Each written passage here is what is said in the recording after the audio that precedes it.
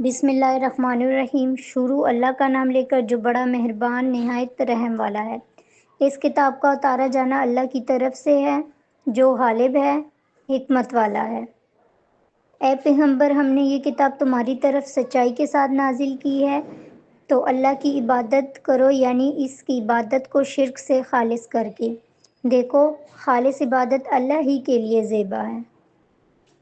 और जिन लोगों ने इसके सिवा और दोस्त बनाए हैं, वो कहते हैं कि हम इनको इसलिए पूछते हैं कि वो हमको अल्लाह का मुकर्रब बना दे। तो जिन बातों में ये इख्तिलाफ़ करते हैं, अल्लाह उनमें उनका फ़ैसला करेगा। बेशक अल्लाह उस शख्स को जो झूठा है, नाशुक्रा है, हिदायत नहीं देता। अगर अल्लाह किसी को अपना बेटा बनाना चाहता तो अपनी मखलूक में से जिसको चाहता मुंतखब कर लेता। वो पाक है, वही है अल्लाह जो अकेला है, बड़ा ज़बरदस्त है। उसी ने आसमान और ज़मीन को तदबीर के साथ पैदा किया है, और वही रात को दिन पर लपेटता है और दिन को रात पर लपेटता है, और इसी ने सूरज और चाँद को काम में लगा रखा है, एक वक्त मुकर्रर तक चलते रहेंगे। देखो, वही गालिब है, बख्शने वाला है। उसी ने तुमको एक जान से पैदा किया, फिर उससे उसका जोड़ा बनाया, और उसी ने तुम्हारे लिए जो पाँवों में से 8 जोड़े बनाए। वही तुमको तुम्हारी माँ के पेट में पहले एक तरह, फिर दूसरी तरह 3 अंधेरों में बनाता है। यही अल्लाह तुम्हारा परवरदिगार है, इसी की बादशाही है, इसके सिवा कोई माबूद नहीं। फिर तुम कहाँ भटके जाते हो? अगर नाशुक्री करोगे तो अल्लाह तुमसे बेनियाज है, और वो अपने बंदों से नाशुक्री पसंद नहीं करता। और अगर शुक्र करोगे तो वो इसको तुम्हारे लिए पसंद करता है। और कोई बोझ उठाने वाला दूसरे का बोझ नहीं उठाएगा। फिर तुमको अपने परवरदिगार की तरफ लौटना है। फिर जो कुछ तुम करते रहे वो इनको बता देगा। वो तो दिलों की पोशीदा बातों तक से आगाह है।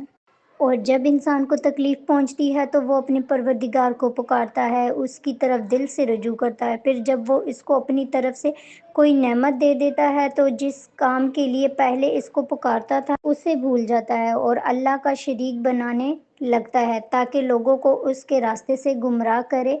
कह दो कि ए काफिर, नेमत अपनी नाशुक्री के बावजूद थोड़ा सा फ़ायदा उठा ले, फिर तो दोज़खियों में होगा।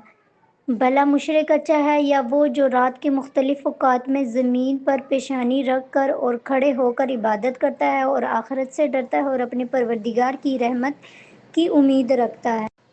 कहो, भला जो लोग इल्म रखते हैं और जो तुम इल्म नहीं रखते, क्या दोनों बराबर हो सकते हैं? बस नसीहत तो वही हासिल करते हैं जो अक्लमंद है। ए नबी, मेरा पैगाम सुना दो।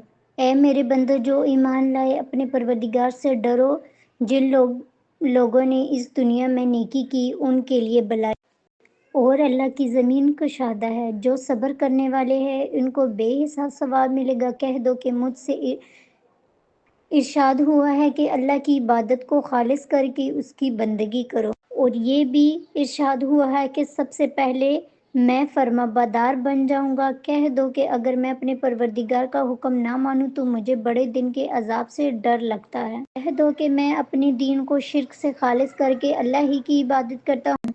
अब तुम इसके सिवा जिसकी चाहो परस्तिश करो।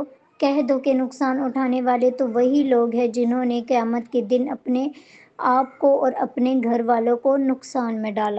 देखो, यही सरासर नुकसान है। इनके ऊपर आग के साहिबान होंगे और नीचे इसी के फर्श होंगे।